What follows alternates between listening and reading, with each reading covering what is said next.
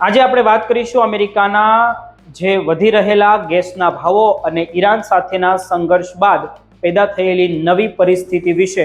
અમેરિકાના ખૂણે ખૂણે આજે પરિવારો વધતા જતા ભાવોથી પરેશાન છે। ખાસ કરીને ત્યાં રહેતા દરેક ગુજરાતીને ખિસ્સામાં વધારે હાથ નાખવો પડતો હોય તેવું લાગી રહ્યું છે અને દરેકના મનમાં એક જ સવાલ છે કે આ મોંઘવારીથી રાહત ક્યારે મળશે અને ભાવ કેટલા નીચે જશે।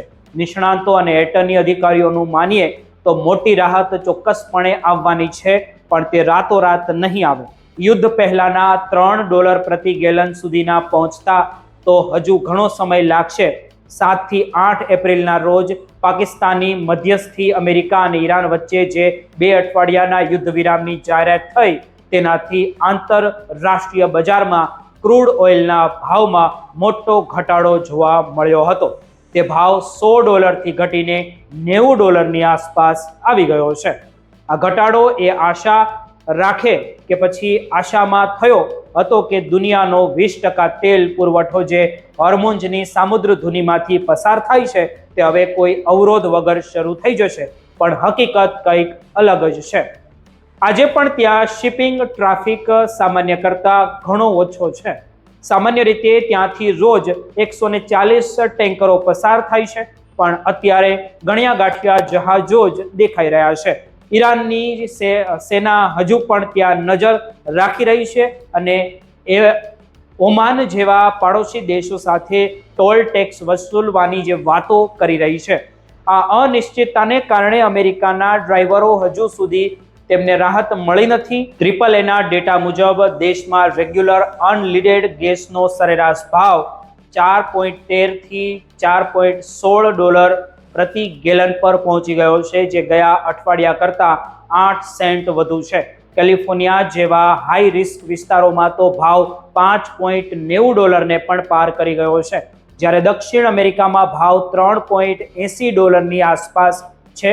આ ભાવ કેમ નથી ઘટી રહ્યા તેનું મુખ્ય કારણ એ છે કે રિફાઇનરીઓ અને ડિસ્ટ્રીબ્યુટરો અત્યારે પણ એવું જ મોંઘું તેલ વાપરી રહ્યા છે જે તેમણે અઠવાડિયા પહેલા ખરીદ્યું હતું। અને ગેસ બડીના વિશ્લેષકો કહે છે કે રિટેલ ભાવ વધે ત્યારે રોકેટની જેમ વધે છે, પણ જ્યારે ઘટવાનો સમય આવે ત્યારે તે પીછાની જેમ ધીમે ધીમે નીચે ખરે છે। આ ઘટાડો આવતા અઠવાડિયાની શરૂઆતથી દેખાવાનું શરૂ થઈ શકે છે, પણ જો બધું બરાબર રહ્યું તો 10 થી 15 દિવસમાં ભાવ $4 ની નીચે જઈ શકે છે। ઉર્જા વિભાગના નવા રિપોર્ટ મુજબ એપ્રિલ મહિનામાં સરેરાશ ભાવ $4.30 સુધી રહી શકે છે અને આખા 2026માં તે $3.70 ની ઉપર જ રહેશે તેવું અનુમાન લગાવી રહ્યું છે, જે યુદ્ધ પહેલા અંદાજે કરતાં ઘણું વધારે છે। આ વધેલા ભાવોને કારણે લોકોના બજેટ ખોરવાઈ ગયા છે, ખાસ કરીને અમેરિકામાં રહેતા ગુજરાતીઓના। હવે લોકો બિનજરૂરી પ્રવાસ ટાળી રહ્યા છે અને ખાવા પીવાના ખર્ચમાં કાપ મૂકી રહ્યા છે, અને ટ્રેકિંગ કંપનીઓ તો ખર્ચ વધારાથી બજારમાં અન્ય ચીજ વસ્તુઓ પણ મોંઘી તેમની થઈ રહી છે। અર્થશાસ્ત્રીઓ ચેતવણી આપી રહ્યા છે કે જો આ ભાવ લાંબો સમય ચાલુ રહેશે તો દેશના વિકાસ દર પર પણ તેની માઠી અસર થશે। હવે બધું એ વાત પર નિર્ભર છે કે આ યુદ્ધ વિરામ કેટલો લાંબો ચાલશે। જો ઇસ્લામાબાદમાં ચાલી રહેલી વાટાઘાટો નિષ્ફળ જશે તો ભાવ ફરીથી વધી શકે છે।